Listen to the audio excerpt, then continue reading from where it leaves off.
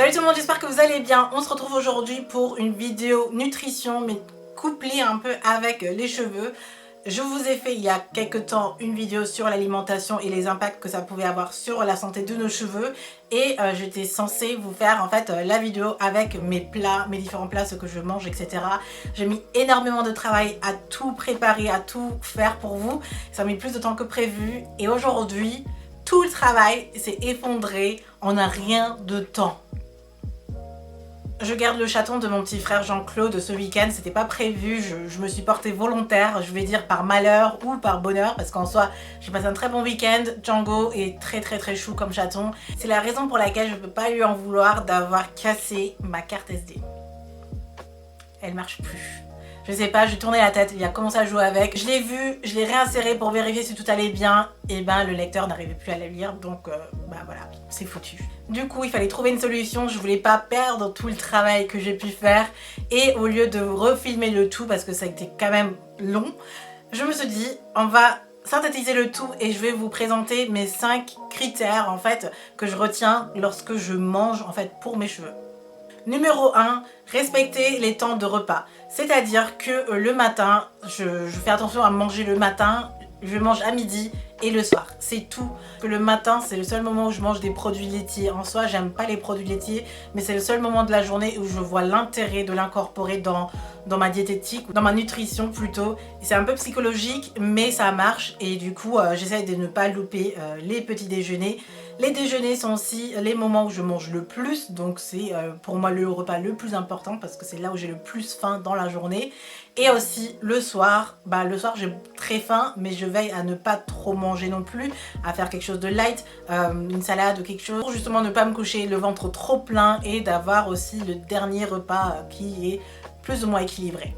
Donc en gros, ce que je mange est calé aussi à quel moment de la journée je le mange. Deuxièmement, la variété. Si vous avez vu ma vidéo, je vous ai montré plein de types d'aliments différents et ce que ça pouvait apporter aux cheveux. Et s'il y avait une chose globale à retenir, c'était que tous les aliments ont des apports bénéfiques pour les cheveux. Quasiment tous les aliments. Du coup, j'essaie de varier le plus possible. Donc non seulement dans le type d'aliments, mais aussi dans les couleurs et dans les types de préparation.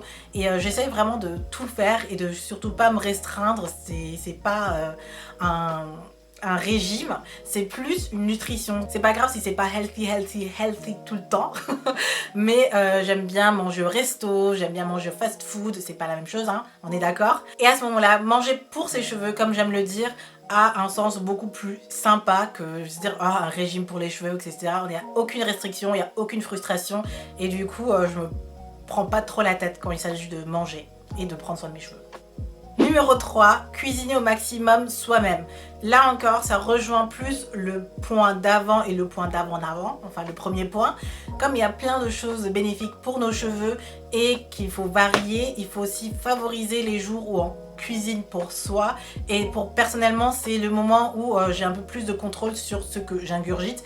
Et c'est vraiment moi qui choisis les aliments, c'est moi qui les cuisine et c'est moi qui les mange. Donc en gros, c'est moi de A à Z et je sais ce qui rentre et de quoi j'ai besoin pour justement m'occuper de moi, ma santé, mes cheveux, etc. Quand ça vient de soi, on a déjà plus de contrôle et plus de conscience et je pense que c'est important d'en avoir conscience de ce qu'on mange et parfois on l'oublie en fait tout simplement. Donc c'est une question de conscience, c'est aussi un peu psychologique mais ça marche pas mal. J'essaie du coup au maximum de cuisiner moi-même. Souvent c'est le soir ou le matin quand j'essaie de me faire quelque chose à manger. À midi je mange souvent dehors mais au moins le matin et le soir je me fais quelque chose chez moi. Quatrièmement, connaître ses priorités. Et là, c'est surtout, par exemple, au niveau des saisonnalités. Donc, par exemple, là, en été, je sais que mes cheveux ont besoin de plus d'hydratation, que durant des autres mois, principalement parce qu'il fait chaud et du coup mes cheveux s'assèchent un peu plus rapidement que d'habitude. Quand il fait très chaud comme ça, je me fais aussi des tartines d'avocat où je mange pas mal de fruits, notamment le melon, le rouge en fait. Mais en règle générale, l'idée est de manger ce dont on a le plus besoin.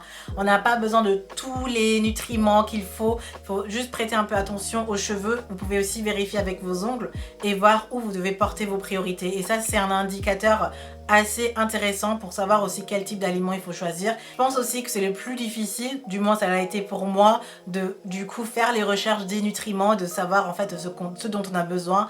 Mais pour rendre ça assez simple, je touche mes cheveux, je regarde regarde un peu s'ils sont cassants, s'ils sont pas cassants, s'ils sont secs, s'ils sont assez bien hydratés, si mes ongles sont cassants ou pas, s'ils sont tout mous ou pas, etc. Je vois un peu l'état, mon état à moi et j'adapte en fonction. Cinquièmement, mesurer l'efficacité, ça va être mon dernier point, mais dans tout ça, on voudrait quand même savoir si ça marche ou pas. Et ma manière ou ma façon de trouver si cette alimentation est adaptée, si ça fonctionne vraiment, est-ce que mes cheveux se portent mieux qu'avant ou pas. La seule chose que je fais, c'est d'utiliser moins de produits. Je l'ai commencé à peu près mi-fin de l'année dernière.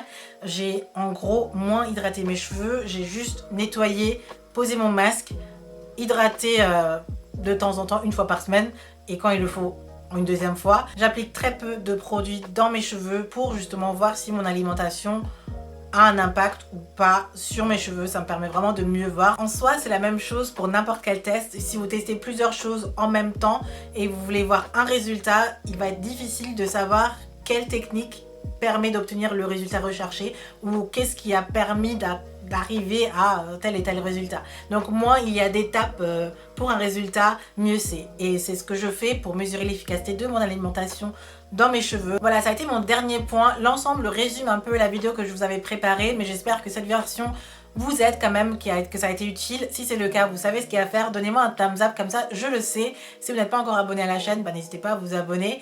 Je vous retrouve la semaine prochaine, j'espère avec une vidéo non cassée. Je vous fais plein de bisous et je vous retrouve très bientôt. Bye!